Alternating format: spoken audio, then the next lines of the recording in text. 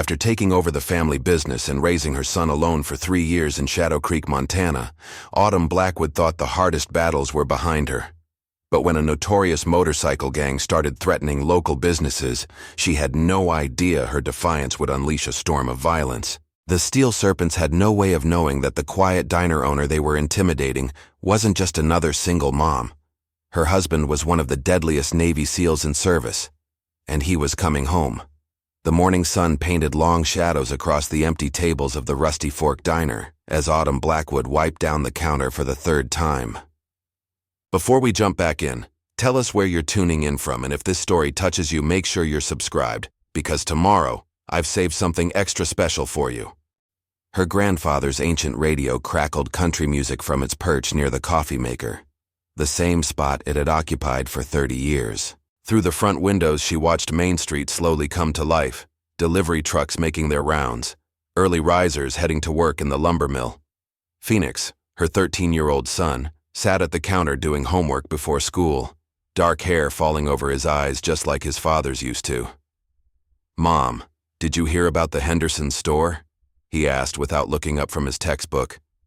"What about it?" Autumn kept her voice steady, though she already knew. The news traveled fast in Shadow Creek. "They're closing down. Dad, Mr. Henderson said they couldn't afford the new protection fees." Phoenix's voice caught slightly on the word Dad, a familiar pain that Autumn felt in her own chest. 3 years. 3 years since Nash had disappeared on what was supposed to be a routine deployment. No body found, no real answers, just a visit from stern-faced officers with carefully practiced expressions of sympathy. Most people in town thought he'd abandoned them, whispered about it when they thought she couldn't hear. Only she and Phoenix knew the truth, that Commander Nash, Shadow Blackwood, was still out there, running classified missions too dangerous to even acknowledge. The rumble of motorcycles drew her attention back to the present. Through the window, she watched 5 bikes pull into the parking lot, chrome glinting in the morning sun. The Steel Serpents MC patch was visible on their leather cuts even at this distance. "Phoenix, go to the back and start your homework there," Autumn said quietly, her hand instinctively reaching for the phone under the counter, the one Nash had given her, programmed with a single number she was only supposed to use in extreme emergencies. "Mom. Now, Phoenix."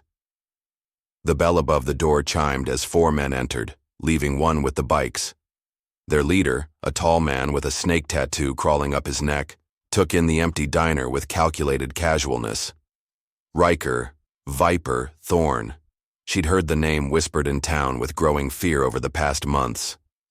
"Nice place you got here," Thorne said, sliding onto a stool at the counter. His voice carried the false friendliness of a predator sizing up prey. "Shame if anything happened to it." Autumn continued wiping the counter, her movements deliberate. "Coffee?" "Such hospitality," Thorne smiled, but it didn't reach his eyes. "Boys, see how nice she is. Maybe that's why this is the last holdout on Main Street." The other bikers spread out, examining the diner with exaggerated interest. One ran his fingers along the photographs on the wall. 30 years of Shadow Creek history, including one of Nash in his Navy uniform that she refused to take down. "We're offering protection," Thorne continued. "Times are dangerous.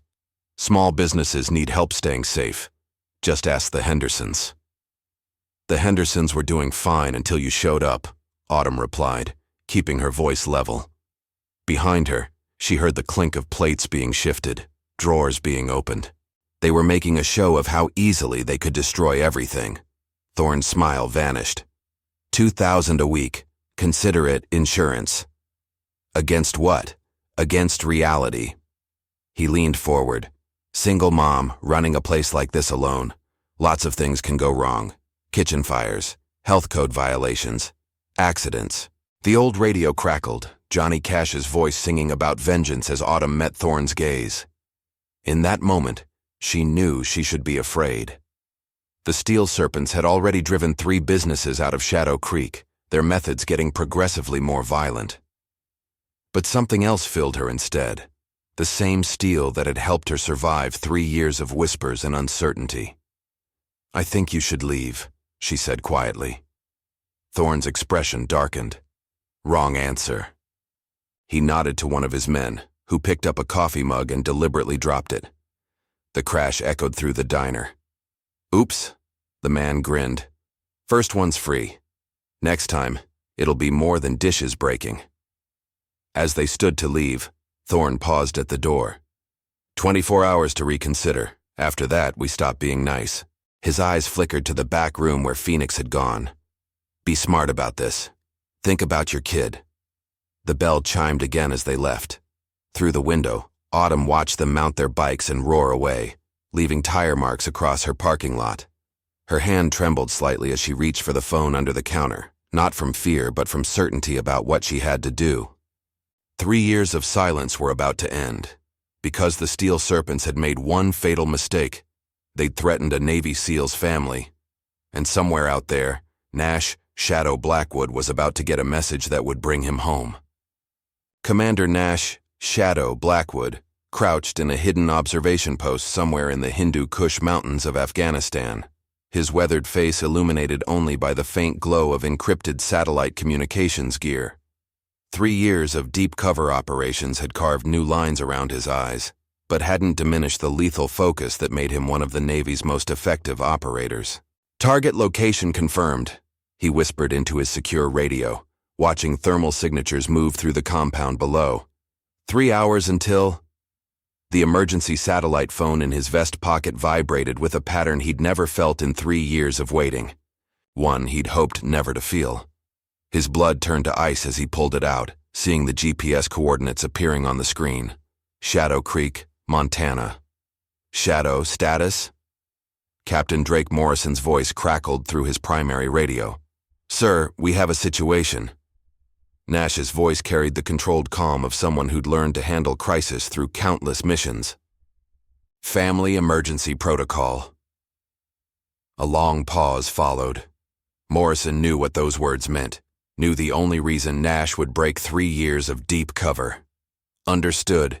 Backup team is 20 minutes out. Go." Nash was already moving, his mind shifting from one type of mission to another. The encrypted message from home contained only GPS coordinates and 2 words. "They're here." But those words told him everything he needed to know. Someone had threatened his family, the wife and son he'd left behind to keep them safe, while he hunted America's enemies in shadows. Within an hour, he was aboard a stealth helicopter, coordinating through secure channels. "Agent Steele," he spoke into his satellite phone. "Nash Blackwood. I need information on Shadow Creek, Montana, specifically, any new criminal activity in the past 6 months." "Commander," FBI agent River Steele's voice carried immediate recognition. "Was wondering when we'd hear from you. You're going to want to see this."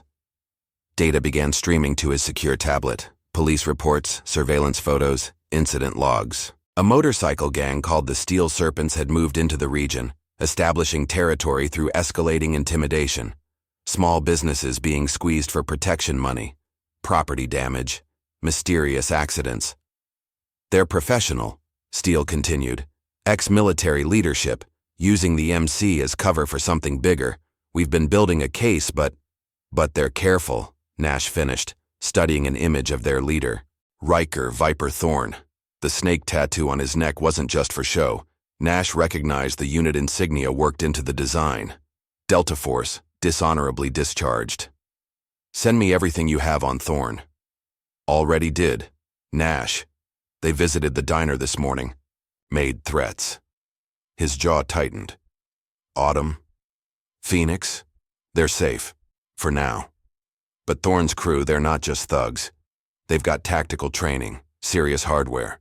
Whatever they're really doing in Shadow Creek, they're willing to eliminate anyone who gets in their way." Nash checked his weapons with practiced efficiency. They just made their last mistake. "Nash, wait," Steele's voice carried urgency. "There's more. The Steel Serpents, they're connected to something bigger. We've traced links to weapons shipments, private military contractors. Someone's using them as muscle for an operation we haven't cracked yet." "Don't care about their operation," Nash replied coldly. "They threatened my family. That's just it. Why target a small-town diner? Unless..." Steele paused. "Unless they don't know who Autumn is." who you are. This could be an opportunity. Nash understood immediately. You want me to let them play their hand, find out what they're really doing in Shadow Creek. If they're just squeezing local businesses, that's one thing. But if they're part of something bigger. My family comes first, Nash stated firmly. Agreed. But if we play this right, we might be able to protect them and expose whatever operation is really happening. I've got surveillance teams en route, but they'll take time to set up. Can you hold off on direct confrontation for 24 hours? Nash checked the time. The Steel Serpents had given Autumn a day to reconsider. 24 hours, he agreed. Preparing and narrating this story took us a lot of time, so if you are enjoying it, subscribe to our channel. It means a lot to us. Now back to the story. But if they make one move against my family, understood. I'm sending you building plans, patrol patterns, everything we've gathered on their operation. Just try to leave something for us to arrest when this is over.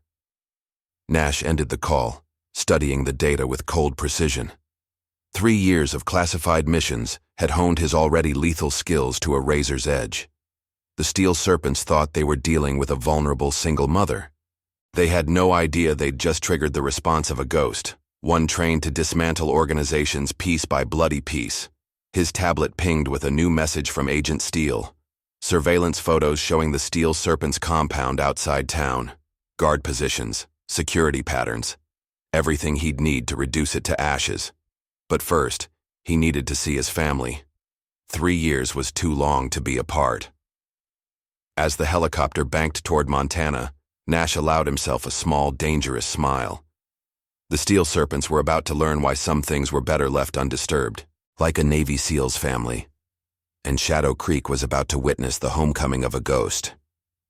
Through the helicopter's window, Nash watched the harsh Afghan landscape give way to familiar Montana terrain. His mind drifted to the last time he'd seen his family. Phoenix had been just 10, trying to be brave as his father walked away. Autumn had understood, even if she couldn't know the details. She always understood. The tablet continued streaming intel about the Steel Serpents. Their compound was well organized. Security cameras, scheduled patrols, communications gear that suggested military connections. Not typical biker gang behavior. Photos showed weapons training that spoke of professional instruction, not street-level thuggery. "Sir," the pilot's voice crackled through his headset. "We've got a secure LZ mapped out, 10 miles outside Shadow Creek. Local assets can provide ground transport to your location." Nash acknowledged with a nod, checking his gear one final time. In addition to his standard kit, he carried something he'd held onto for 3 years. Phoenix's last drawing, carefully preserved through countless missions. A family portrait, waiting for his return. The sun was setting over the Montana mountains as the helicopter began its descent. Somewhere ahead lay Shadow Creek, his family, and a gang of ex-military thugs who'd made the mistake of threatening what was his. 24 hours to play it smart, gather intel, let the FBI build their case. After that, the Steel Serpents would learn why Navy SEALs were feared even by other special forces, why some predators were better left alone, and why threatening a warrior's family was a mistake you only made once. Through the evening shadows of Shadow Creek's back streets, Autumn Blackwood moved with practiced caution, her years of managing the diner alone having taught her to always stay alert. The Steel Serpents' visit that morning had shaken her more than she wanted to admit, but she couldn't let Phoenix see her fear. Now, after closing early, she checked every dark corner and alley on their way to Willow's house. "Mom, we don't have to leave," Phoenix protested from the passenger seat of their old pickup truck. "The diner's our home." "Just for a few days," Autumn assured him, though her grip on the steering wheel betrayed her tension, "until things settle down." She didn't mention the phone call she'd made, or the hope that burned in her chest at the thought of Nash receiving her message. Movement in her rearview mirror caught her attention. Motorcycles, their headlights off, turning onto their street. 3 of them, moving with deliberate purpose. Her heart rate quickened, but her voice remained steady. "Phoenix, get down." She pressed the accelerator, taking the next turn faster than usual. The bikes matched her move, gaining ground. Through the mirror, she could see the Steel Serpents patches reflecting in the streetlights. This wasn't a chance encounter. "They're not supposed to move yet," she muttered, remembering Thorne's 24-hour ultimatum. "Why are they—" Her question was cut short as two more bikes appeared ahead, blocking the intersection. Autumn spun the wheel, taking a sharp turn down a narrow side street. The truck's tires squealed in protest, but her mind was already mapping alternatives. 3 years of running the diner had taught her every back road and alley in Shadow Creek. "Mom!" Phoenix's voice carried equal parts fear and anger as the bikes closed in. "It's okay, baby," she said, though they both knew it wasn't. "Just stay down." Her phone was in her pocket, but she couldn't risk trying to call for help while driving. The local police were useless anyway. She'd seen them look the other way when the Steel Serpents started their protection racket. The side street opened onto Industrial Road, leading to the old lumber mill. At this hour, it would be deserted, either a perfect escape route or a trap. She didn't have time to decide which as more bikes appeared behind them. A black SUV suddenly pulled out in front of her, forcing her to swerve. The truck fishtailed, nearly hitting a guardrail before she regained control. But the maneuver had cost her speed, allowing the bikes to close in.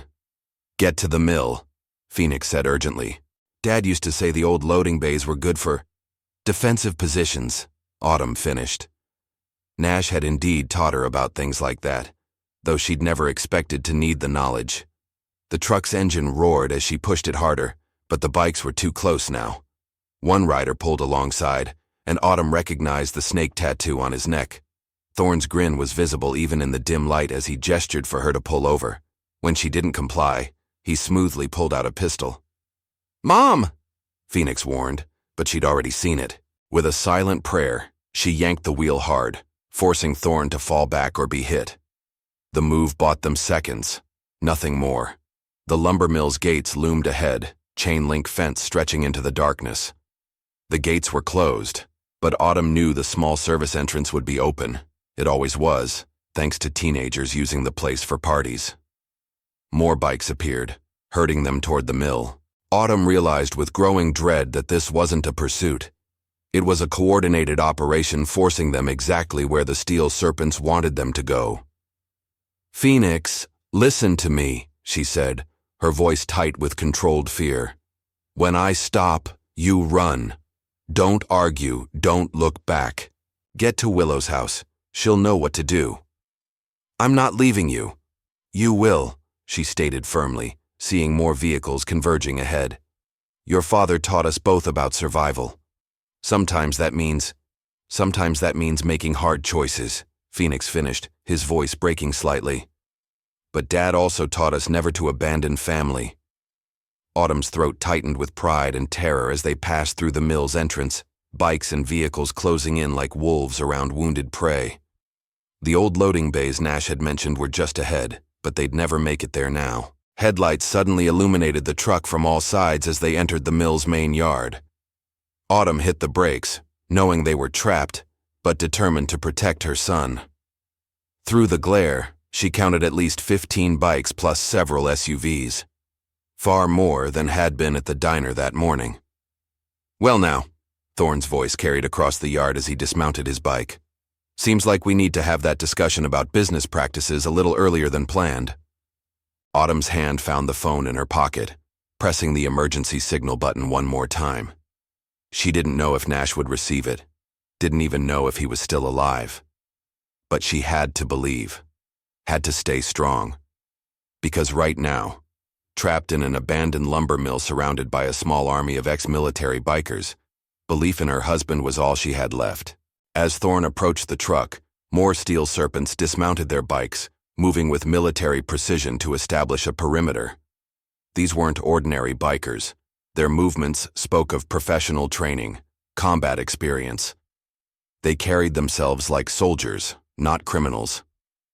"Out of the truck," Thorne ordered, his pistol now clearly visible in the headlights.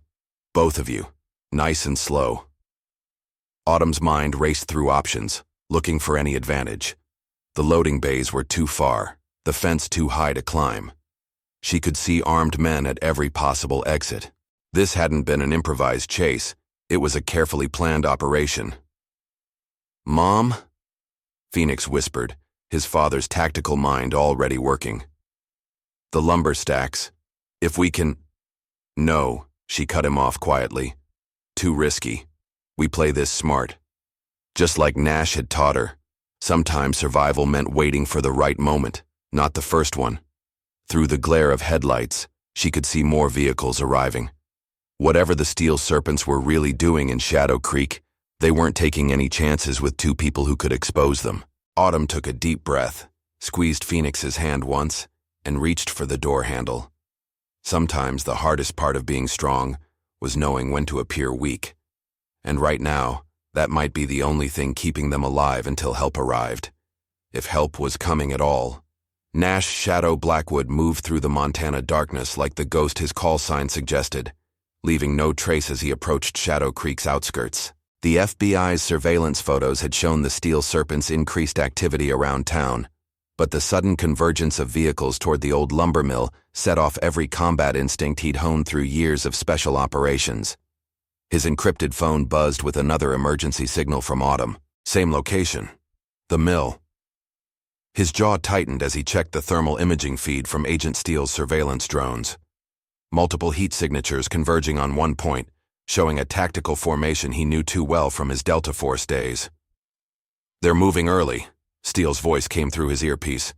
This wasn't supposed to happen for another 12 hours.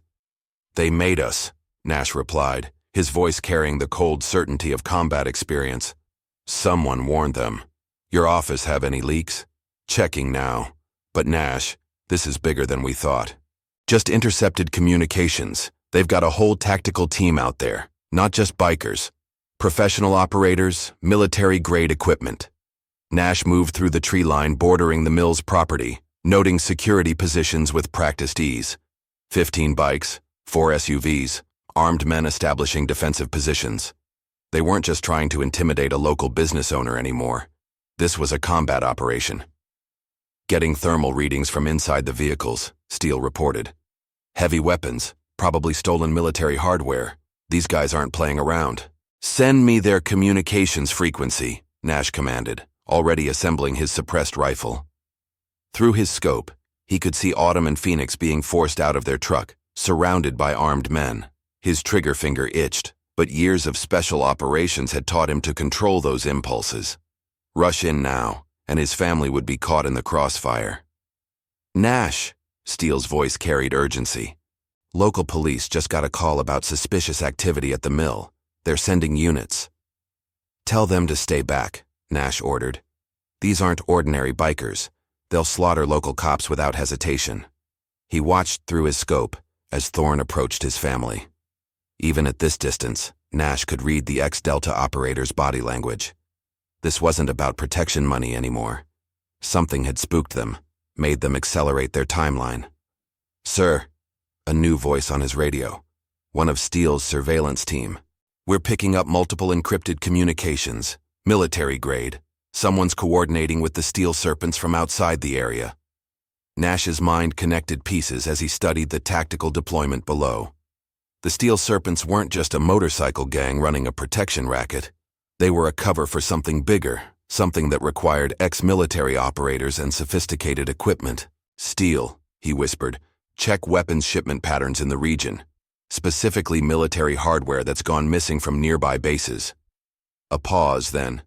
How did you... Nash, we've got reports of stolen experimental weapons from 3 different facilities. Signs pointing to a major trafficking operation. Using the MC as cover, Nash finished. Local businesses aren't paying protection money. They're being forced out to clear the area for something else. Something big enough to require a whole town to look the other way. Through his scope, he watched Thorne gesture with his pistol, forcing Autumn and Phoenix toward one of the SUVs. His wife's posture was tense but controlled. She was scared but thinking, just like he'd taught her. Phoenix stood close to his mother, chin raised in defiance despite his fear. Nash, Steele's voice turned grave. Just found something. Those weapons they're trafficking, they're not just guns. We're talking next-generation military tech, prototype systems that aren't supposed to exist. Don't care about their operation, Nash replied coldly, tracking another armed man through his scope. They've got my family. That's just it. I don't think they know who you are. Who Autumn is. This might be our chance to… To what? Use my family as bait? To expose something bigger than a local gang. Nash, these weapons they're moving? They could change the face of warfare, and Shadow Creek's location, the remote areas around it. Perfect for testing experimental weapons without witnesses, Nash finished, understanding darkening his voice. That's why they're clearing out local businesses, creating a cover for whatever they're really doing. Below, more armed men emerged from the shadows of the lumber mill. Nash counted at least 20 operators now, all moving with military precision. His family was being led toward what looked like an impromptu command center set up near the loading bays. "Give me options," he commanded, already calculating angles of attack. "Nash, we need to wait for backup. These guys have hardware that could…" "Not asking for permission, Steel. My family's down there. Give me tactical options now." A pause, then. "Sending you the mill's structural layout. If you can get to the old control room, you'll have sight lines on the whole yard. But Nash, there's something else you need to know about Thorn, about why he was really discharged from Delta." But Nash was already moving, a shadow among shadows, years of combat experience focused on a single purpose. The Steel Serpents were about to learn why some ghosts were better left undisturbed. The lumber mill's makeshift command center hummed with activity as Autumn Blackwood watched armed men moving equipment from unmarked trucks. Through the loading bay's broken windows, she could see more Steel Serpents arriving, their movements carrying the precise efficiency of military training. Phoenix sat beside her, hands zip-tied like hers, his father's tactical mind visibly working behind those young eyes. "Impressive setup, isn't it?" Riker Thorne gestured at the sophisticated communications gear being assembled. "Bet you thought we were just some local bikers running a protection racket." "You're not bikers at all," Autumn replied, studying their operation with the same attention to detail she used running the diner. "The MC is just cover. But for what?" Thorne's smile carried predatory amusement. "Smart lady. See, that's part of why we had to accelerate things. You noticed too much." He checked his phone, frowning slightly at whatever he read. "Like how you noticed our men watching shipments at night. Started asking questions about new faces in town." "Just looking out for my customers." Autumn kept her voice steady, buying time. She'd pressed the emergency signal 3 times now, praying Nash would understand what it meant, if he was even alive to receive it. "Your customers," Thorne laughed. "You really don't know what's happening here, do you? Shadow Creek isn't just some random town. Its location, the remote areas around it. Perfect for certain types of business that require privacy." Through the windows, Autumn watched more trucks arriving. The Steel Serpents were fully mobilized now, their military training evident in every movement. These weren't criminals playing soldier. These were soldiers playing criminal. "Mom," Phoenix whispered, nodding toward one of the trucks being unloaded. Autumn's breath caught as she glimpsed what looked like weapons cases, but not like any she'd seen before. The equipment being handled looked more advanced than standard military gear. "Noticed that too, did you?" Thorne approached, studying them both. "You know what's interesting? When we started looking into you after this morning's visit, some things didn't add up. Single mom running a diner, sure, but your background, there are gaps, records that feel too clean." A man in tactical gear whispered something in Thorne's ear, causing his expression to darken. "Speaking of interesting things, our communications just picked up some unusual signals, almost like someone's watching us." Autumn kept her face neutral, but her heart raced. Nash had taught her about surveillance, about how special operations teams gathered intelligence before striking. Was it possible? "Sir," another operator approached, this one carrying what looked like advanced scanning equipment. "We're picking up thermal signatures in the tree line, professional movements, not local law enforcement." Thorne's hand tightened on his pistol. Federal response couldn't get here this fast, which means… His eyes locked onto Autumn with new intensity. "Who are you really, Mrs. Blackwood? Because someone out there took a lot of interest in our operation right after we visited your diner."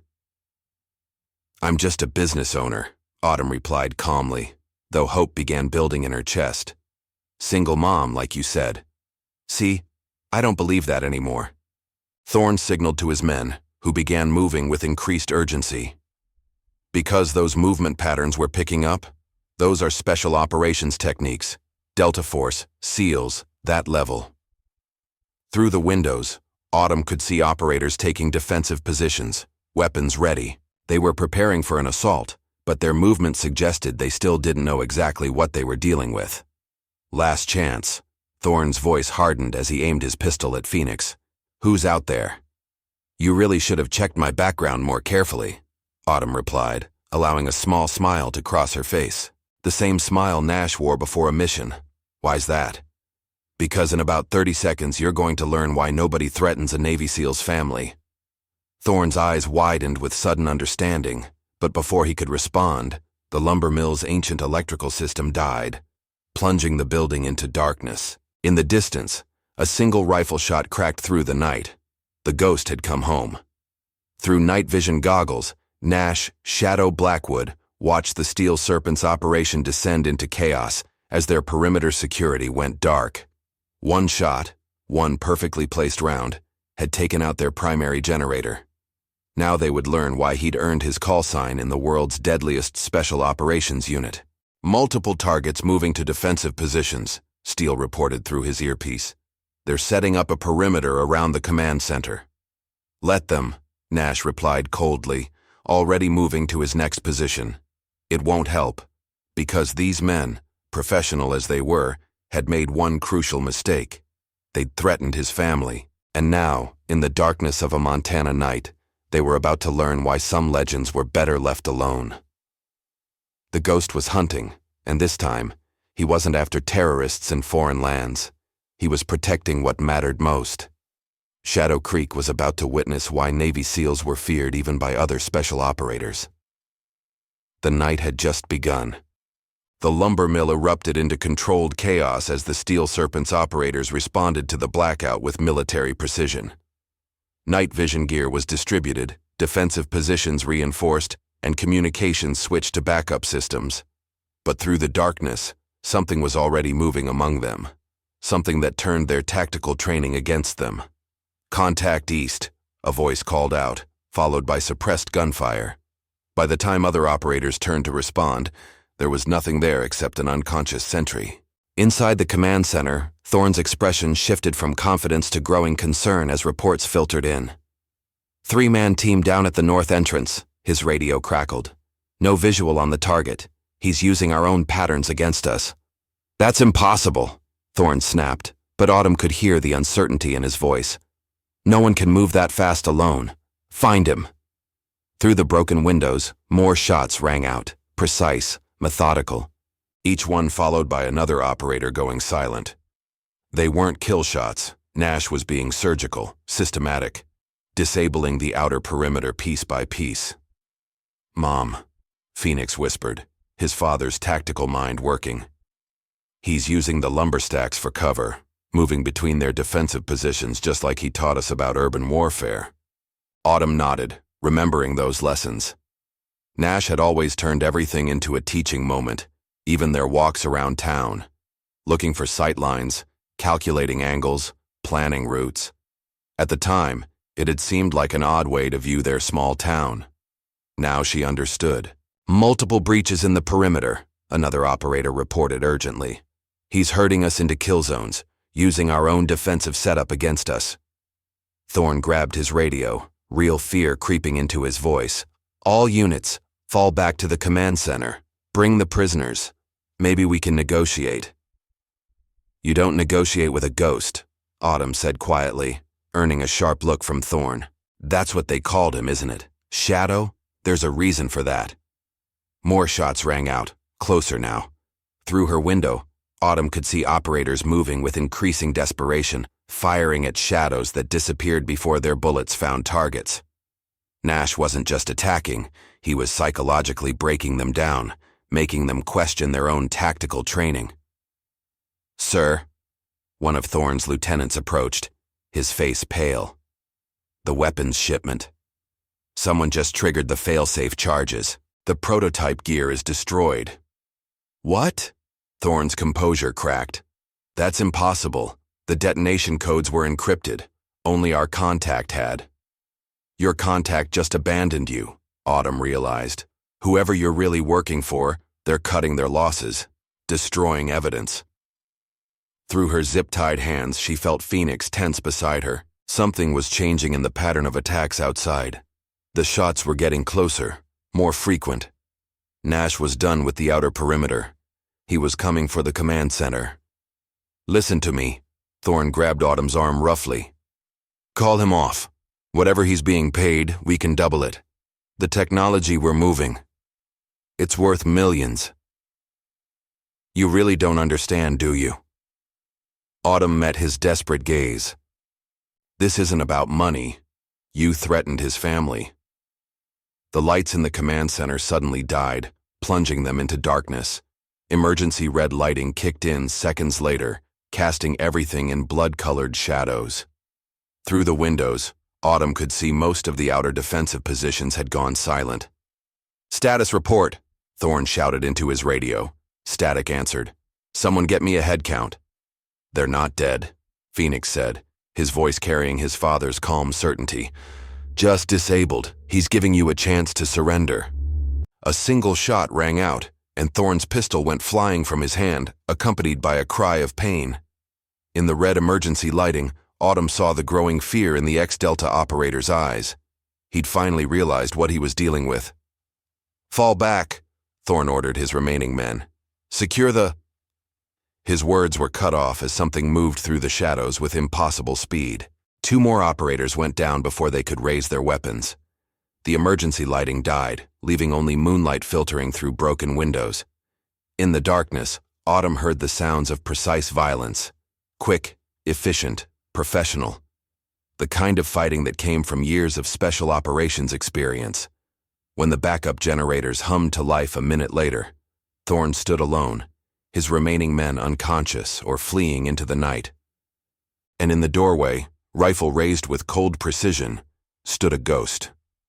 3 years. Nash Shadow Blackwood's voice carried the controlled fury of a predator. 3 years I spent hunting America's enemies in shadows. But you made the one mistake they never did. We didn't know. Thorne raised his hand slowly. About you. About her.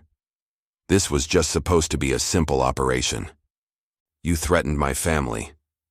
Nash's voice could have frozen hell itself. Some mistakes you only make once. Through the windows, Autumn could see FBI vehicles arriving, Agent Steele's tactical teams moving to secure the area. The Steel Serpents operation was finished, their weapons destroyed, their true purpose about to be exposed. But none of that mattered as Nash's eyes met hers for the first time in 3 years. Because in that moment, surrounded by the aftermath of combat, Shadow Creek's ghost had finally come home, and this time, he was staying. In the aftermath of combat, the old lumber mill became a hive of federal activity. FBI tactical teams secured unconscious Steel Serpents members, while evidence response units cataloged what remained of their operation. Agent Riversteel coordinated with local authorities, expertly managing the chaos that came with exposing a major weapons trafficking ring in a small Montana town. But in a quiet corner of the mill's office, none of that mattered as Nash Blackwood carefully cut the zip ties from his family's wrists. 3 years of separation disappeared in moments as Phoenix launched himself into his father's arms, all teenage stoicism forgotten in the rush of relief and joy. You got my signal, Autumn said softly, rubbing her wrists as she watched her husband hold their son. After 3 years of silence, you still came. Always, Nash replied, his voice carrying the weight of countless missions, countless moments wishing he was home instead of hunting shadows. I never stopped watching over you, both of you. Dad? Phoenix's voice muffled against Nash's tactical vest. That thing you did with their perimeter defense, using their own patterns against them, just like you taught me with chess. A smile crossed Nash's weathered face. Always thinking tactical, just like your old man. But there'll be time for lessons later. Right now. Commander, Agent Steele interrupted apologetically from the doorway. Sorry, but we need to debrief. What we found here, it's bigger than we thought. Through the office windows, They could see federal agents examining weapons cases and communications gear. What remained of it, anyway? Most had been destroyed when Nash triggered the failsafe charges meant to eliminate evidence if the operation was compromised. The Steel Serpents were just middlemen, Nash explained, keeping one arm around his family. Someone was using them to move experimental military hardware, testing it here because Shadow Creek's location provided perfect cover. More than that, Steel approached, holding up a partially damaged tablet. These shipment manifests, the encrypted communications we've decoded. This wasn't just about weapons trafficking. Someone was using this town as a testing ground. Autumn's mind connected pieces she'd observed over months of running the diner. The new faces in town, the strange lights in the hills at night, the way they targeted specific businesses to close down. Creating a controlled environment, Nash finished grimly. Clearing out witnesses, establishing cover for whatever they were really doing here. Phoenix, still pressed against his father's side, spoke up. The Henderson store. It had a clear view of the main road where their trucks came through at night. Same with the other businesses they forced out. Smart kid, Steel nodded approval. We're finding evidence of similar operations in other small towns across the country. Remote locations, criminal organizations providing cover, experimental military tech being tested without oversight. Through the windows, they watched Thorne being led to a federal transport vehicle, his former military bearing broken by the night's events. Other Steel Serpents members were being processed, some already turning on each other in hopes of cutting deals. What happens now? Autumn asked, her hand finding Nash's. To the town? To us? The weapons operation is finished, Steel assured them. But we'll need your help exposing the rest. Your observations of their patterns, the details you noticed. Combined with Nash's infiltration tonight, we can unravel their whole network. I'm not leaving again, Nash stated firmly, his arm tightening around his family. Whatever happens next, I'm done with shadows. Actually, Steel smiled slightly. We were hoping you'd say that. How would you feel about an official posting? Something that lets you help us clean up Shadow Creek while staying home with your family. Before Nash could respond, movement at the door drew their attention. Captain Drake Morrison entered, still in his combat uniform from the Afghanistan operation Nash had left hours earlier. Already spoke to the brass, Morrison announced. Commander Blackwood's new assignment is officially local, helping coordinate joint task force operations while maintaining his family cover here in town. Family cover? Phoenix asked. Means your dad can finally come home for good, Autumn explained, happy tears threatening at the corners of her eyes. No more shadows. Nash nodded gratitude to his commanding officer, understanding the strings that must have been pulled to make this happen. The diner? Stays open, Steel confirmed. Best cover we could ask for, actually. Local business, heart of the community. Perfect place to monitor any new criminal operations trying to move in. Plus, Morrison added with a slight smile, I hear the coffee's pretty good. Through the office windows they could see dawn breaking over Shadow Creek. Federal teams were finishing their evidence collection, preparing to transport prisoners and begin the longer process of exposing whoever had really been behind the weapons operation. But for the Blackwood family, reunited after 3 years of separation, none of that mattered as much as the simple fact that they were together again. The ghost had come home, this time for good. And if anyone else made the mistake of threatening Shadow Creek or its people, they would learn why some families were more dangerous than any criminal enterprise. Because now the town had its own guardian, a former ghost who'd traded shadows for sunlight, but hadn't lost any of the skills that made him legendary. Shadow Creek would never be the same, and that was just fine with the Blackwoods. Morning sunlight streamed through the newly repaired windows of the Rusty Fork diner as Autumn Blackwood wiped down the counter, just like she had every morning for years. But now, everything was different. Nash sat at the counter in civilian clothes, checking news reports on his tablet while Phoenix finished his homework before school. A perfect picture of normal small-town life, if you didn't know how to spot the subtle signs. Like the way Nash's eyes constantly scanned entrances and exits, or how his position gave him clear sight lines through all windows, or the concealed weapons within easy reach, carefully hidden but ready if needed. Old habits died hard, especially for a man who'd spent years operating in shadows. "More coffee, Commander?" Autumn asked with a teasing smile, already pouring his cup. 3 weeks had passed since the night at the lumber mill, and she still caught herself watching him, afraid he might disappear again. "Just Nash here," he reminded her, though his own smile showed he didn't really mind. "Gotta maintain our cover, remember?" "Some cover," Phoenix snorted, looking up from his textbook. "Half the town's still talking about what happened at the mill, about how one man took down an entire biker gang." "That's not the story," Nash corrected firmly. "Official version is that federal agents raided a criminal operation. Nothing more." But they all knew the whispers would continue. Shadow Creek was too small for secrets to stay buried forever. People had seen enough to know something extraordinary had happened that night, even if they didn't know the details. The bell above the door chimed as Agent River Steele entered, carrying files under her arm.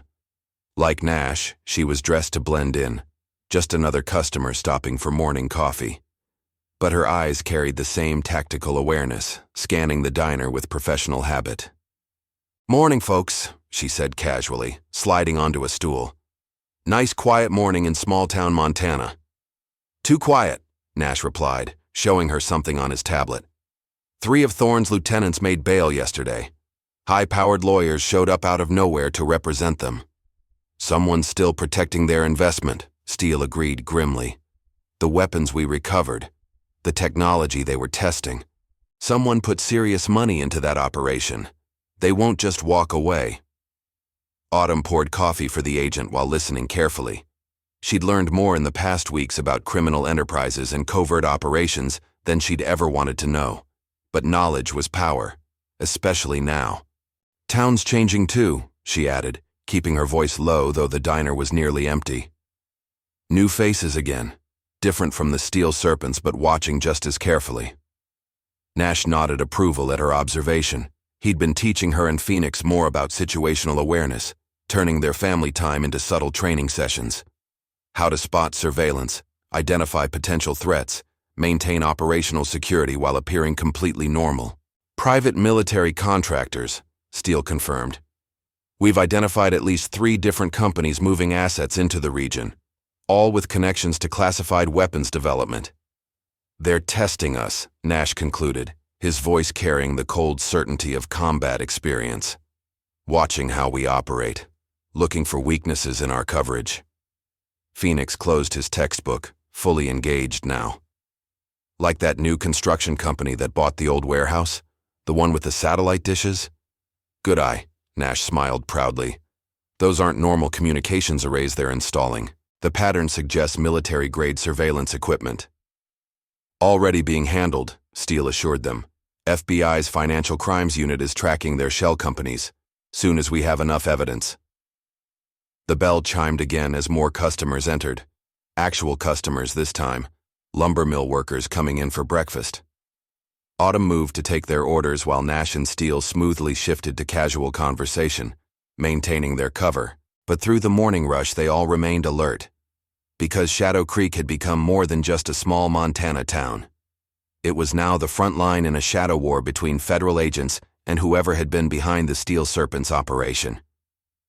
"We should do something normal this weekend," Autumn suggested during a quiet moment. "Maybe a family picnic up at Thompson Lake? Phoenix has been wanting to try fishing again." Nash's eyes softened as he looked at his wife and son. 3 years of separation had taught him to treasure these simple moments. "Sounds perfect. Though maybe we'll bring Agent Steele's tactical team for backup, just in case." "Already scheduled," Steele confirmed with a small smile. "Captain Morrison, too. He's developing quite a taste for small-town life. And your coffee." Autumn shook her head in amused resignation. This was their life now, family activities mixed with tactical operations, normal moments under constant surveillance. But as she watched Nash help Phoenix with his homework, while simultaneously monitoring potential threats, she wouldn't have it any other way.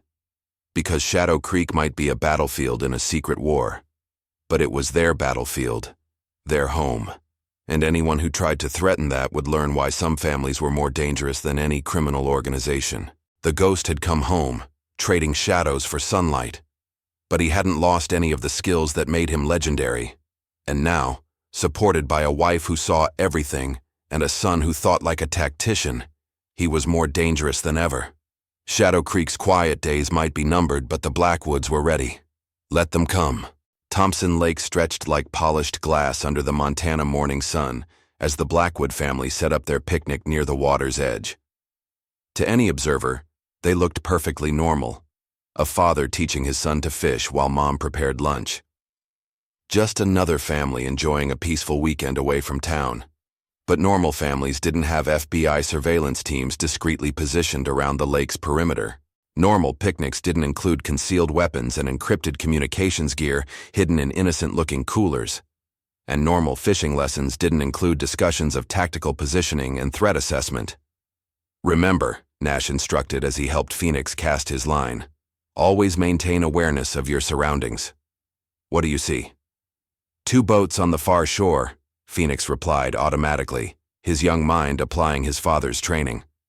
4 hikers on the ridge trail, but they're carrying too much gear for a day hike. And that RV that pulled in an hour ago hasn't moved or opened its doors. Good, Nash smiled proudly. Autumn? Park rangers made 3 passes in the last hour, she added, while arranging sandwiches. Different vehicle each time, and that birdwatcher with the camera has unusually good equipment for watching sparrows. Excellent, Nash nodded. Agent Steele's people are in position, but it's always good to maintain your own surveillance. Especially since...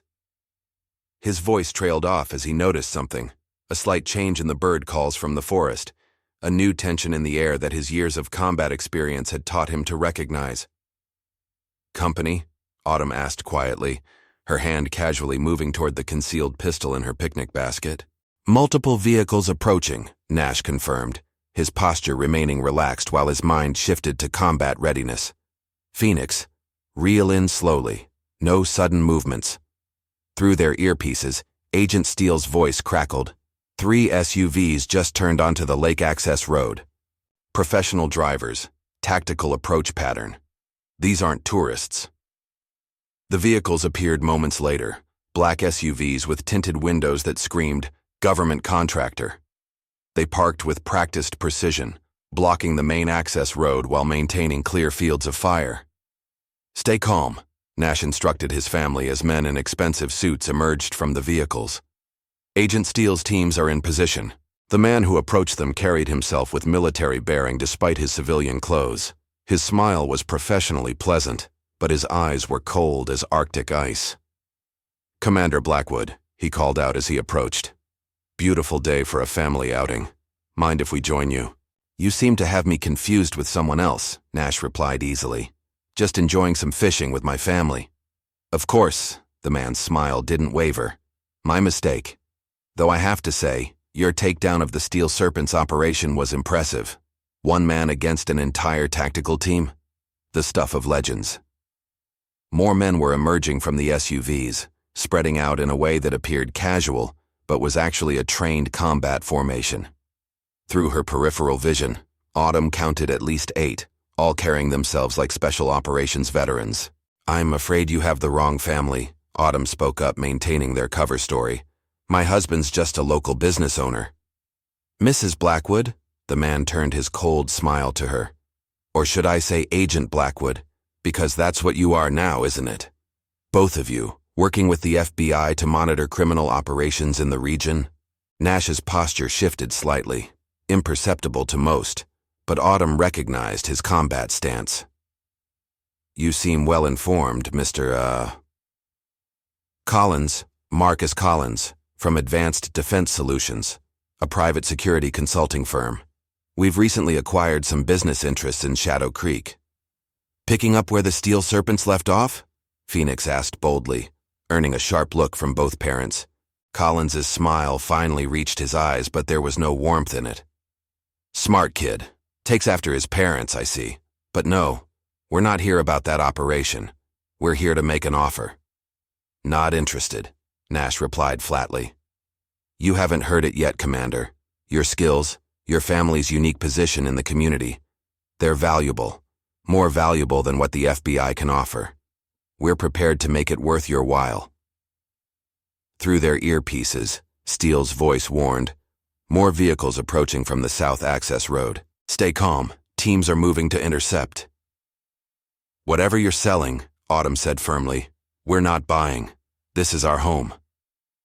"That's exactly why we're interested." Collins spread his hands in a gesture of reasonableness. "Shadow Creek's location makes it perfect for certain operations. Operations that someone with your husband's experience could help facilitate. The money would be exceptional." "The answer's still no." Nash's voice carried the kind of authority that made lesser men step back. "Now, unless you're actually here to fish, I suggest you leave. You're disturbing the other families." Collins's expression hardened. "Think carefully about this, Commander. Some offers only come once. After that, you'll find out why smart families stick together," Phoenix finished, his young voice carrying his father's steel. The tension stretched like a bowstring about to snap. Through the trees, Autumn caught glimpses of movement, FBI tactical teams moving into position. By the water, fish jumped, creating ripples that distorted the perfect reflection of Montana's sky. Collins studied them for a long moment, his cold eyes measuring their resolve. Finally, he nodded slightly. "Well, can't blame us for trying. Enjoy your picnic, Blackwoods. I'm sure we'll be seeing more of each other." As the SUVs departed, Nash kept his casual posture, but his eyes tracked their movement with predatory focus. "Agent Steele, have teams follow them. I want to know everything about advanced defense solutions." "Already on it," Steele confirmed. "But Nash, this isn't over." "No," he agreed, pulling his family close. "It's just beginning." Because Shadow Creek's peace had been an illusion, the real war was only starting, and the Blackwoods would be ready. Agent River Steele spread surveillance photos across the Blackwoods' kitchen table late that evening, each image revealing another piece of a disturbing puzzle. Advanced Defense Solutions had been busy in Shadow Creek, buying property through shell companies, moving in personnel disguised as legitimate business people, establishing what looked suspiciously like operational infrastructure. "They're not even trying to hide it," Nash observed, studying photos of satellite equipment being installed on recently purchased buildings. "They want us to see what they're doing." "Psychological warfare," Autumn added, her experience observing the Steel Serpents helping her understand. "Showing their strength, testing our response." Phoenix, who should have been in bed but had insisted on staying up for the tactical briefing, pointed to one photo. "That's Mr. Peterson's old hardware store. They bought it last week, but look at what they're unloading at night." The photo showed crates being moved under cover of darkness, crates with military shipping codes clearly visible. Nash's jaw tightened as he recognized the markings. "Those aren't normal military supplies," he said grimly. "Those codes, they're similar to what we saw in classified weapons testing overseas. Experimental tech." "We've identified at least 3 former testing sites," Steele confirmed, showing more photos. Small towns like Shadow Creek, remote locations, local criminal organizations providing cover. Each time, Advanced Defense Solutions moved in after the original operation was exposed. "Cleaning up loose ends?" Autumn suggested, but Nash shook his head. "No, they're taking over. The Steel Serpents were freelancers, mercenaries working for whoever paid them.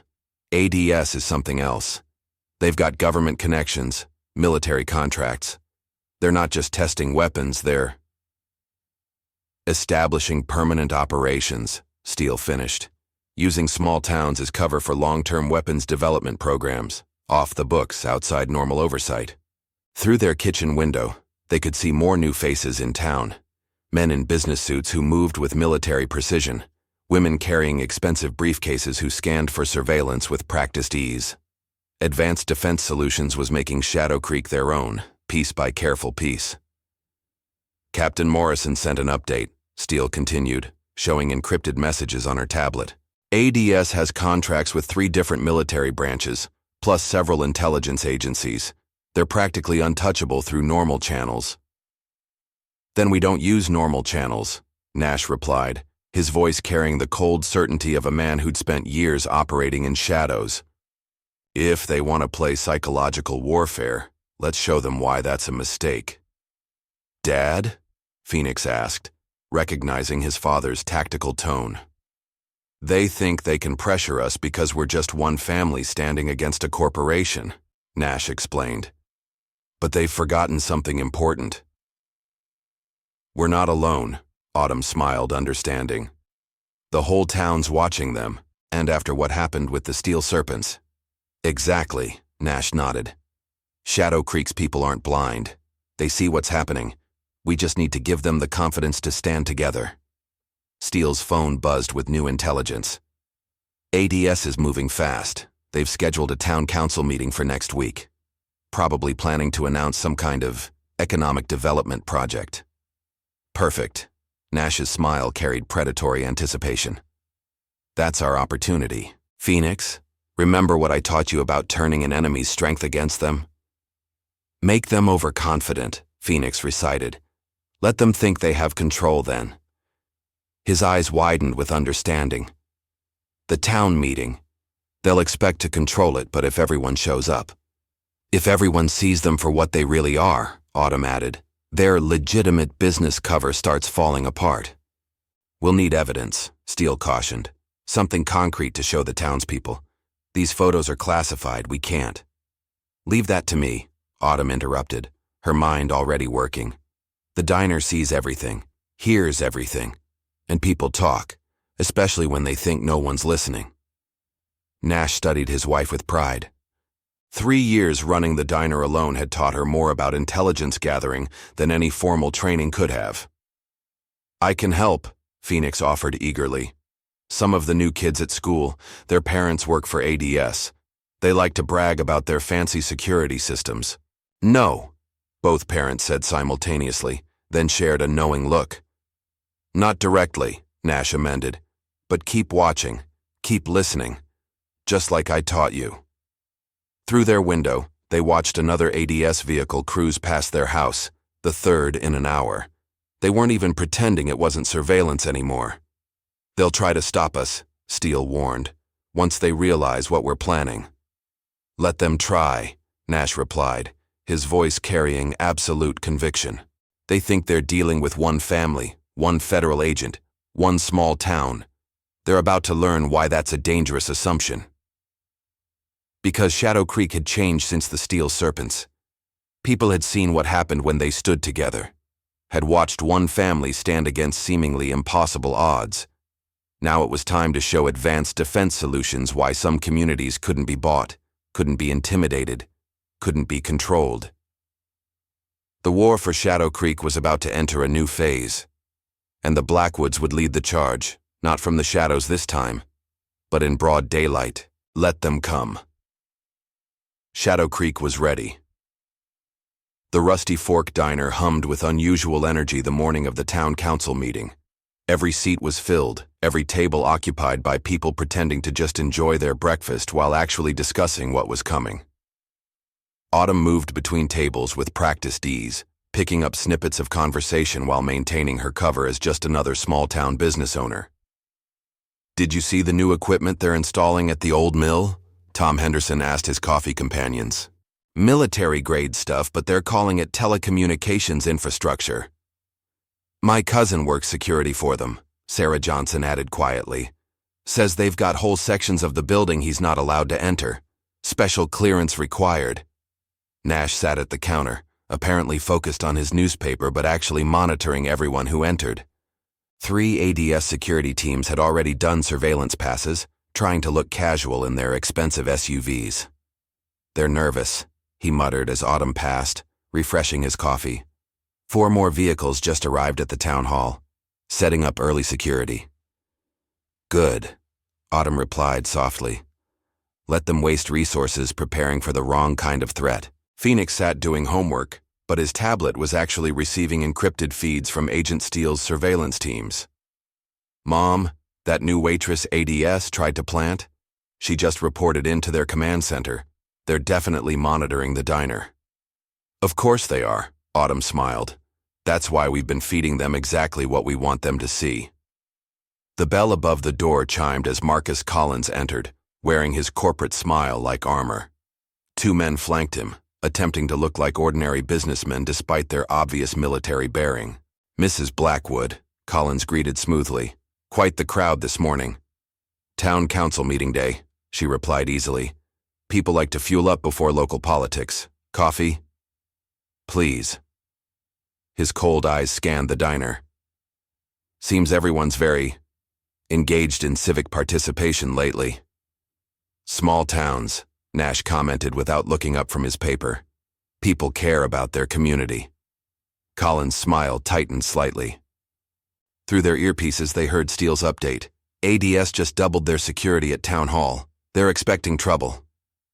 "Just not the kind they're preparing for," Nash whispered as Collins took a seat near the window.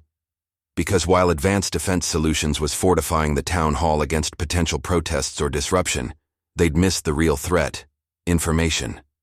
For weeks, the Blackwoods had been gathering evidence, building connections, quietly showing key townspeople what was really happening in Shadow Creek. "More coffee, Mr. Collins?" Autumn asked pleasantly. "Big day ahead with your presentation to the council." "Indeed," he studied her with calculated intensity, though I couldn't help noticing some concerning rumors circulating about our operations. "Small towns," she echoed Nash's words. "People talk." "People should be careful what they talk about," one of Collins's men added with quiet menace. The diner went subtly quiet, dozens of conversations pausing as people pretended not to listen while catching every word. "Is that a threat?" Nash asked calmly, finally looking up from his newspaper. "Simply an observation," Collins replied. "Corporate espionage is a serious crime, as is interfering with classified military contracts." "Interesting choice of words," Autumn noted. "Classified military contracts. I thought you were just a private security consulting firm doing economic development." Collins's expression hardened for just a moment before his corporate mask returned. "Careful, Mrs. Blackwood. You're playing a dangerous game." "No game," she replied, her voice carrying the same steel as her husband's. "Just serving coffee and watching my town. It's amazing what you see from behind a diner counter." Through their earpieces, Steele's voice carried urgent warning. "Multiple ADS teams moving into position around Town Hall. They're planning something." "Of course they are," Nash whispered. "But so are we." Because while Advanced Defense Solutions had been watching the Blackwoods, they'd missed the real operation happening right under their noses. Every person in the diner this morning had a role to play. Every conversation was carefully crafted to make ADS focus on the wrong threats. "Well," Collins stood smoothly. "Thank you for the coffee. I look forward to seeing you at the council meeting. All of you." As he left with his men, the diner's conversations resumed their careful dance of real and planted information. Through the windows, more townspeople were arriving, gathering in small groups, moving with the kind of purpose that made corporate security teams nervous. "They'll be expecting protests," Nash said quietly to his family. "Demonstrations, shows of public resistance they can discredit or control." "Instead," Phoenix grinned, "they're getting something much more dangerous." "The truth," Autumn finished, watching another ADS vehicle cruise past. From people they never even noticed were watching. Because Shadow Creek had learned from the Steel Serpents incident, had watched one family stand against seemingly impossible odds. Now the whole town was ready to show Advanced Defense Solutions why some communities couldn't be bought or controlled. The war for Shadow Creek was about to enter its final phase, and this time, the whole town would fight together. Let them come. Small towns had secrets of their own. Shadow Creek's town hall filled beyond capacity as residents packed in for what everyone knew would be more than just a routine council meeting. Advanced Defense Solutions security teams maintained their professional composure, but tension showed in their stance as they watched hundreds of townspeople file in, far more than they'd anticipated. Nash sat with his family in the middle rows, positioned to observe everything while appearing unremarkable. Through their earpieces, Agent Steele's updates painted a larger picture. "ADS has teams covering all exits," she reported from her position outside. "They're getting nervous about the turnout. Collins just requested backup from their main facility." "Let them," Nash whispered. "The more resources they commit here, the fewer they have to stop what's really happening." Because while advanced defense solutions focused on controlling the town hall meeting, they'd missed the real operation unfolding across Shadow Creek. FBI evidence response teams, disguised as utility workers, were quietly gathering documentation from a dozen locations. Each piece of evidence had been carefully documented by townspeople over weeks of patient observation. Mayor Sarah Thompson called the meeting to order, her voice steady despite the pressure. First on our agenda, Advanced Defense Solutions proposed economic development project. Mr. Collins, you have the floor. Marcus Collins approached the podium with corporate confidence, his presentation materials displaying impressive graphics of promised prosperity. Ladies and gentlemen of Shadow Creek, we're here to discuss an unprecedented opportunity for your community. As he spoke about jobs and economic growth, Autumn noticed the subtle signals passing through the crowd. Looks exchanged, phones checked, slight nods. Every person had their role in what was coming. Our initial investment will exceed $50 million, Collins continued smoothly. New facilities, infrastructure improvements, hundreds of jobs. What kind of facilities? Tom Henderson stood up, his question carrying clear through the packed room. Because those satellite arrays you're installing at my old store aren't normal telecommunications equipment. Collins' practiced smile didn't waver. I assure you, all our operations are completely legitimate. Like the weapons testing at the lumber mill? Sarah Johnson's voice came from another section. The ones my cousin isn't supposed to talk about? Through their earpieces, Steele's voice carried urgent updates. FBI teams have secured the documentation. Multiple confirmed violations of federal weapons regulations. We're ready. Collins raised his hands for calm, but more voices joined the chorus, each one presenting another piece of evidence the townspeople had gathered. Security camera footage, shipping manifests, suspicious activities documented by ordinary citizens who'd learned to pay attention.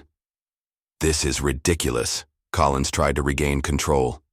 These accusations are completely unfounded. Are they? Nash stood slowly, his presence drawing all eyes. Because we have evidence suggesting Advanced Defense Solutions is continuing the same illegal weapons testing program the Steel Serpents were running, just with better corporate cover. Commander Blackwood, Collins's voice carried warning. Think carefully about what you're implying. Oh, I have, Nash replied calmly. So has the FBI task force that's currently executing search warrants at your facilities. The ones you left undermanned because you were so focused on controlling this meeting. Collins's hand moved toward his jacket, but froze as he realized dozens of townspeople were recording everything. His security teams shifted uncomfortably, suddenly aware they were surrounded by a community united against them. This is your only warning, Collins said quietly. What we're doing here is sanctioned at the highest levels. You can't stop it. Actually, Agent Steele's voice rang out as she entered with her tactical team. We already have. Advanced Defense Solutions is hereby served with federal warrants for illegal weapons testing, corporate espionage, and multiple violations of military contract regulations. Through the windows, they could see FBI vehicles moving in, surrounding the building. Collins's security teams found themselves facing not just federal agents, but an entire town of witnesses. You have no idea what you're interrupting, Collins snarled, his corporate mask finally cracking. The technology we're developing is illegal, Autumn finished, standing beside her husband. And Shadow Creek isn't your testing ground anymore. Because while Advanced Defense Solutions had been watching for traditional threats, protests, resistance, federal investigation, they'd missed the most dangerous weapon of all. A community working together. Every resident had played their part, gathering evidence, documenting suspicious activities, building an ironclad case. Town secure, Steele reported through their earpieces. ADS facilities are under federal control. Evidence is safe. As FBI agents moved to take Collins and his security teams into custody, Nash pulled his family close. They'd done it, not through violence or direct confrontation, but through the patient, coordinated effort of an entire community. This isn't over, Collins warned as he was led away. You have no idea what's really happening here. Oh, we do, Nash replied calmly, and so does everyone else now. Because Shadow Creek had learned its lesson from the Steel Serpents incident, had watched one family stand against impossible odds, and realized that true strength came from standing together.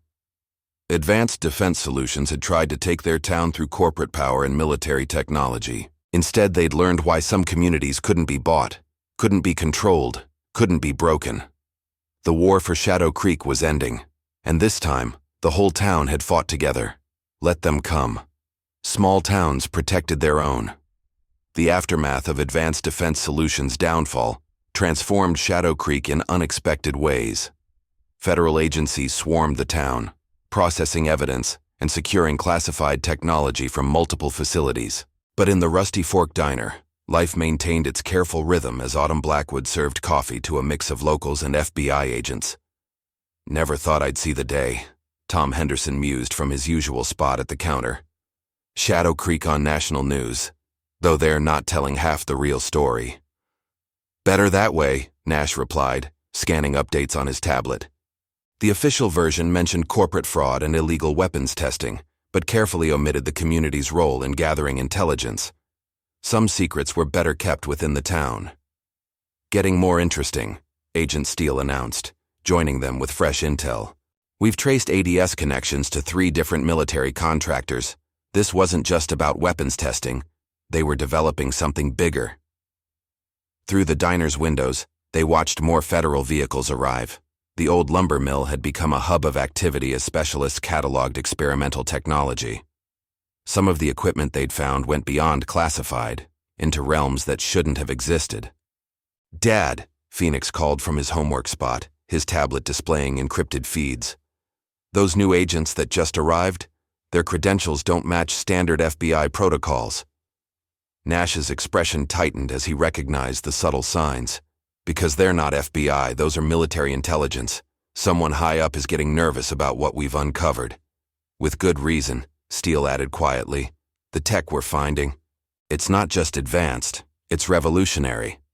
The kind of breakthrough that could change the balance of power globally." Autumn moved between tables, catching fragments of conversation from federal agents who'd learned to trust her coffee and discretion. Their words painted a disturbing picture. Weapon systems that defied known science. Prototype devices that seemed decades ahead of current technology. That's why they chose Shadow Creek, Nash realized, connecting pieces. Remote location, controlled environment. Perfect for testing technology they couldn't risk anyone else seeing. "And now everyone's seeing it," Phoenix noted with a hint of pride. A new group entered the diner. Men in expensive suits who carried themselves with the authority of senior government officials. Their eyes scanned the room with calculated interest, lingering on the Blackwood family. "Here we go," Nash muttered as one man approached their counter. "The cleanup crew arrives." "Commander Blackwood," the man's smile was diplomatic but his eyes were hard. "I'm Director Wallace, Defense Intelligence Agency. We need to discuss the situation here in Shadow Creek." "Nothing to discuss," Nash replied calmly. "Advanced Defense Solutions has been exposed. Their illegal operations shut down." "It's not that simple," Wallace sat uninvited. "The technology they were developing. It's vital to national security. Perhaps we could speak somewhere more private?" "Anything you have to say can be said here," Autumn interjected, refilling coffee cups. "Shadow Creek doesn't keep secrets anymore." Wallace's smile tightened. "Mrs. Blackwood, surely you understand the sensitive nature of these matters. We're prepared to offer very generous compensation to ensure certain details remain classified." "You mean buy our silence," Phoenix said boldly, earning sharp looks from the officials. "Smart kid," Wallace observed. "Takes after his parents. But this isn't about money. It's about protecting vital military advantages. Advantages our enemies would love to acquire." Through their earpieces, Steele's voice carried warning. "More DIA teams arriving. They're securing the evidence sites, redirecting FBI teams." "The technology stays classified," Wallace continued smoothly. "The official story will focus on corporate fraud. Everyone goes home happy. The alternative is what?" Nash's voice carried dangerous calm. "Threats? Against an entire town of witnesses?" Not threats, Wallace spread his hands diplomatically. Simply reality. Some secrets need to stay secret, Commander. You of all people should understand that. Autumn exchanged looks with her husband, both recognizing the implicit message. The government was preparing to bury everything they'd uncovered, using national security as a shield. But Shadow Creek had changed. The town had learned to stand together, to protect its own interests against threats both criminal and corporate. Now they faced something potentially more dangerous, their own government trying to hide the truth. Here's reality, Nash replied quietly. Every piece of evidence has been documented. Every illegal test, every classified project, every corporate connection. Dead man switches ensuring everything goes public if anything happens to anyone in this town. Wallace's diplomatic mask cracked slightly. You're bluffing. Try us, Autumn smiled, the same steel in her voice as her husband's. Shadow Creek learned from the Steel Serpents, from advanced defense solutions. We learned to protect ourselves. Because while the government could classify technology and bury evidence, they couldn't erase the memory of an entire community, couldn't silence hundreds of witnesses who'd learned to stand together against any threat. The technology remains classified, Wallace stated firmly. Non-negotiable. Agreed, Nash nodded. But the truth about what happened here, about corporations using small towns as testing grounds, about communities standing together against impossible odds, that stays public. Through the windows, more official vehicles arrived, their presence a reminder that Shadow Creek's war wasn't quite over. But this time, they faced something more subtle than bikers or corporate mercenaries. They faced the machinery of government itself, trying to bury inconvenient truths under layers of classification and national security. Let them try. Shadow Creek had learned its lessons well. Some secrets were worth keeping, but some truths had to be told. 3 months after Advanced Defense Solutions' downfall, Shadow Creek had settled into a new kind of normal. The federal presence had mostly withdrawn, the classified technology secured and transported to official facilities. But subtle changes remained. New security cameras watching strategic locations, unmarked vehicles occasionally passing through, constant reminders that the town remained under observation. In the Rusty Fork Diner, Autumn wiped down counters while Nash reviewed intelligence reports on his tablet. Their family business had become an unofficial hub of information, where federal agents mixed with locals and carefully coded conversations carried hidden meanings. Another defense contractor just purchased land outside town, Agent Steele reported, sliding onto her usual stool. Different company, same pattern. They're testing us.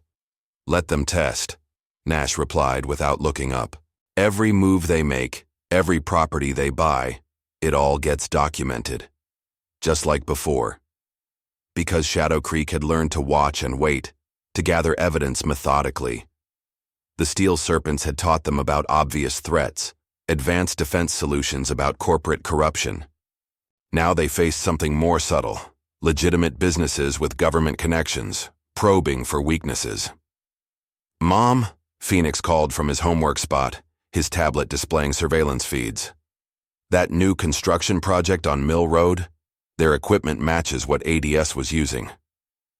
Good eye, Nash praised his son. Through their earpieces, they heard Steele's team acknowledge the intelligence. Shadow Creek's youngest generation had learned to be observant, to recognize patterns others might miss. The bell chimed as Director Wallace entered, his expensive suit and diplomatic smile unchanged. But his eyes carried new respect as he surveyed the diner's occupants, respect earned through 3 months of careful stalemate. Mrs. Blackwood, he greeted smoothly. Your coffee's developed quite a reputation in Washington. Mind if I join you? Free country, Autumn replied, already pouring his cup. Though I imagine that's why you're here. Wallace's smile tightened slightly. Sharp as ever. Yes, we need to discuss recent developments. Certain elements in the defense industry remain. Interested in Shadow Creek's potential. You mean they want to restart weapons testing? Nash translated bluntly, using different corporate cover this time. Progress can't be stopped, Commander. The technology Advanced Defense Solutions was developing. It's too valuable to abandon. But this time, everything would be official, legal, properly supervised. Through the windows, they watched more unmarked vehicles arrive, government officials coming to support Wallace's pitch. The diner quickly filled with a careful mix of locals and agents, each side watching the other with practiced casualness. The contracts would be substantial, Wallace continued. Economic benefits, infrastructure improvements, legitimate jobs, all with full federal oversight to prevent any previous issues. Previous issues? Phoenix repeated skeptically. You mean like illegal weapons testing? Threatening local businesses? Using a town as your private laboratory? Smart kid, Wallace acknowledged, but this would be different. Everything above board, properly classified but legal. The town would benefit significantly. While giving up control, Autumn noted, refilling coffee cups, becoming a government testing ground, just with better paperwork. Because that's what it really meant, trading independence for prosperity, accepting federal oversight in exchange for economic security. Many towns would jump at the opportunity, but Shadow Creek had learned the true cost of such bargains. Consider the alternative, Wallace's voice carried quiet warning. Other locations would welcome this opportunity. Shadow Creek could find itself economically isolated. Through their earpieces, Steele's team reported more government vehicles arriving. This wasn't just Wallace's pitch. It was a coordinated effort to pressure the town into cooperation. Here's what you don't understand, Nash replied calmly. Shadow Creek's already changed.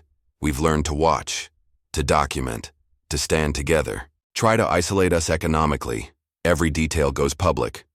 Try to pressure individual businesses, the whole town responds. And if legitimate companies want to operate here, Autumn added, they're welcome. But they operate in the open. No more secrets, no more threats, no more using our community as a testing ground. Wallace studied them thoughtfully, weighing options. Through the windows, more townspeople were arriving, a subtle reminder that Shadow Creek's strength wasn't in individuals, but in community. The technology remains classified, he stated finally. Non-negotiable. Agreed, Nash nodded. But Shadow Creek remains independent. We'll cooperate with legitimate operations, but any hint of illegal testing or corporate threats. Everything goes public, Wallace finished. You've made that clear. Very well. I'll convey your terms to my superiors. As he left, followed by his entourage of officials, Autumn exchanged looks with her family. They'd won their war against obvious enemies, but the real challenge was maintaining independence against subtle pressure and legitimate offers. They'll try again, Steele warned. Different approach, different agencies, but same goal. Let them try, Nash replied, pulling his family close.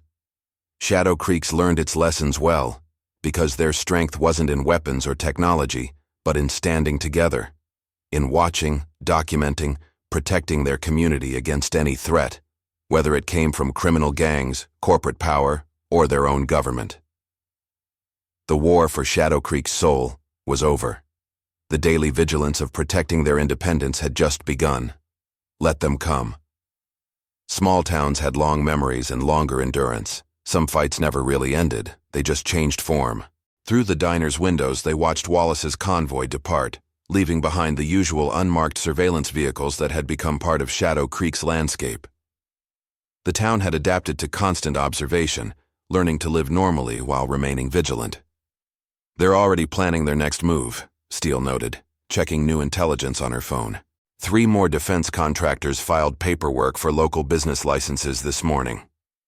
Good, Nash replied with a predatory smile. Let them come through official channels. Every permit application, every property purchase, every corporate filing, it all creates a paper trail we can monitor.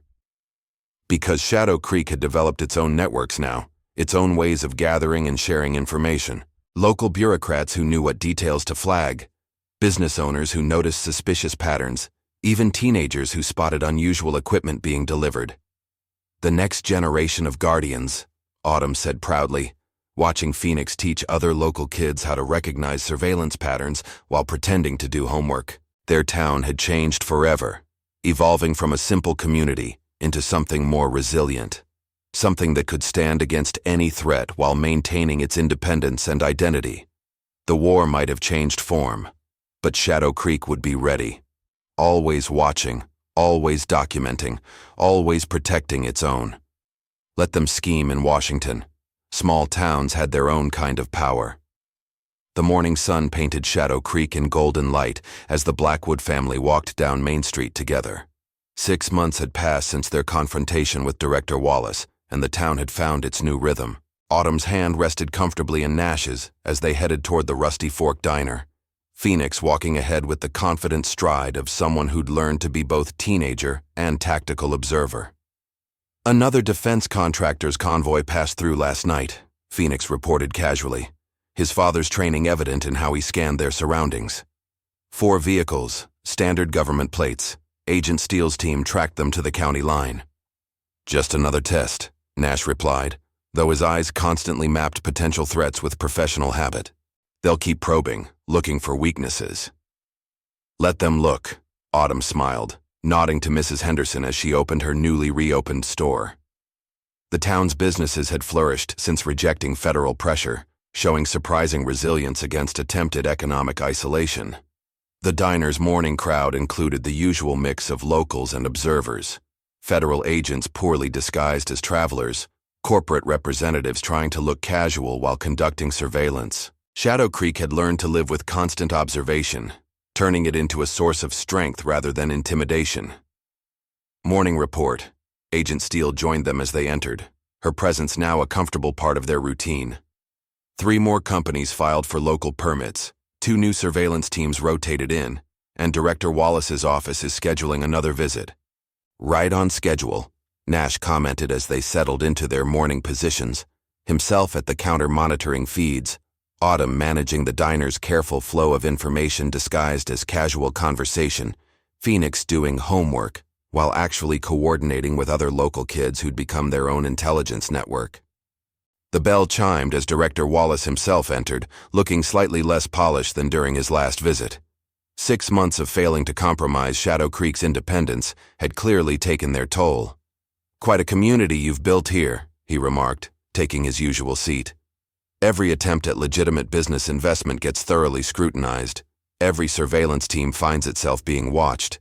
Even my own security detail reports being tracked by teenagers on bicycles." "Small towns," Autumn replied, serving his coffee. "People notice things." "People document things," Wallace corrected, meticulously.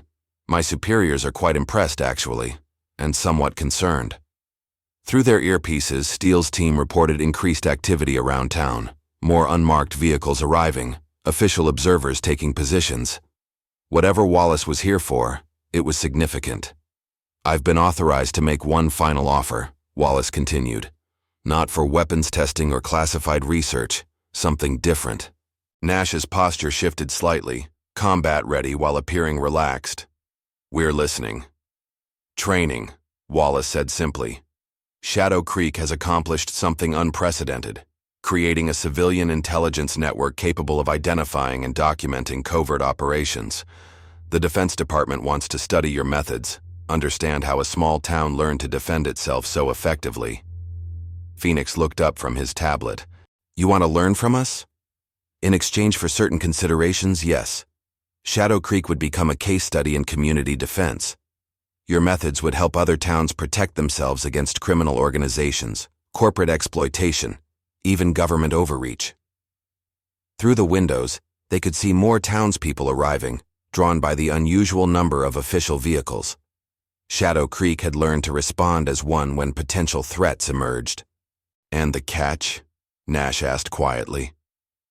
"Some of your methods would be classified, certain details restricted, but the town maintains its independence, and the compensation would be substantial."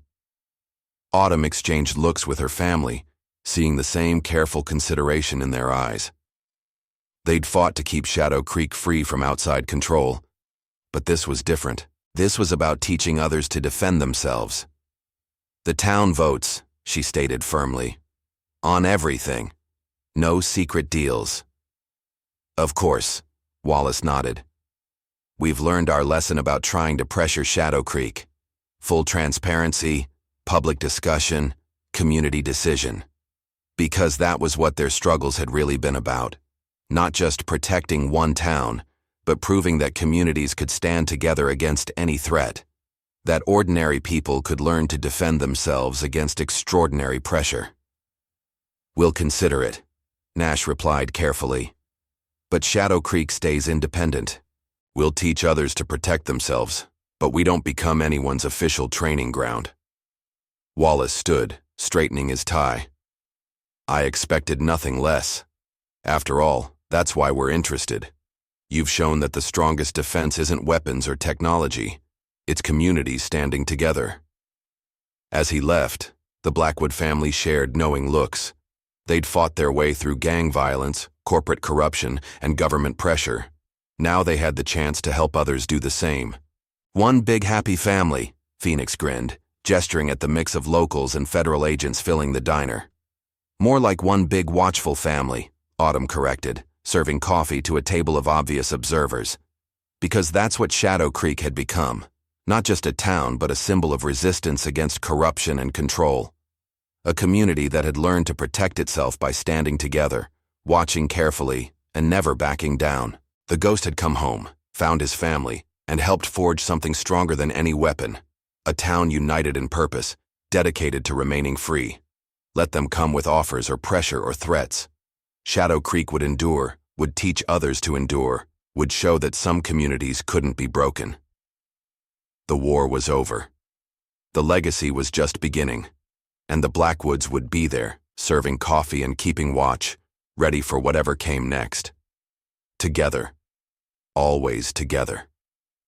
Up next, you've got 2 more standout stories right on your screen. If this one hit the mark, you won't want to pass these up. Just click and check them out.